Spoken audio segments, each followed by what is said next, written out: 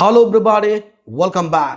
আজকে আমরা made of and made from এর এই দুটি প্যাসিভ এক্সপ্রেশনের ব্যবহার জানব।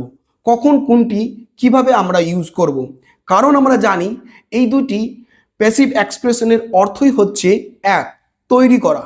তো চলুন দেখে নেওয়া যাক। মেড অফ কখন ইউজ করব? যখন দেখব যে কোনো বস্তু যদি বিভিন্ন উপাদান থেকে তৈরি হওয়ার পরে সেই উপাদানটি যদি অপরিবর্তিত থাকে এবং খুব সহজে চিহ্নিত করা যায়, তখন আমরা মেড অফ ইউজ করব। যেমন, the house is made of bricks, the chair is made of wood, the table is made of wood. এখানে টেবিলটি তৈরি হয়েছে কাঠ দিয়ে। আমরা অতি সহজেই চিনতে পারছি টেবিলটি যে উপাদানটি দিয়ে তৈরি হয়েছে সেই উপাদানটিকে আমরা খুব সহজে চিহ্নিত করতে পারছি, কারণ এখানে বস্তুটি তৈরি হওয়ার পরেও উপাদানটির কোনো পরিবর্তন হয়নি এবং উপাদানটিকে আমরা খুব সহজে চিনতে পারছি।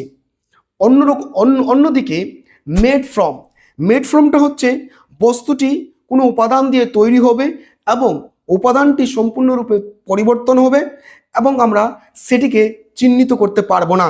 যেমন, wine is made from grapes, cheese is made from milk, paper is made from would.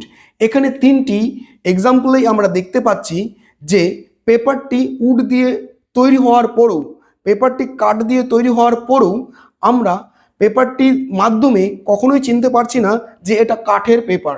ঠিক আছে। অন্যদিকে আমরা যদি দেখি চিজ মানে পনিরটিকে কখনোই আমরা দুধ হিসাবে চিহ্নিত করতে পারছি না। তাহলে এখানে বস্তুটি তৈরি হওয়ার সাথে সাথে তার যে উপাদান, তার যে মূল উপাদানটি, সেই মূল উপাদানটি পরিবর্তন হয়েছে। এক্ষেত্রে আমরা ইউজ করব মেড ফ্রম।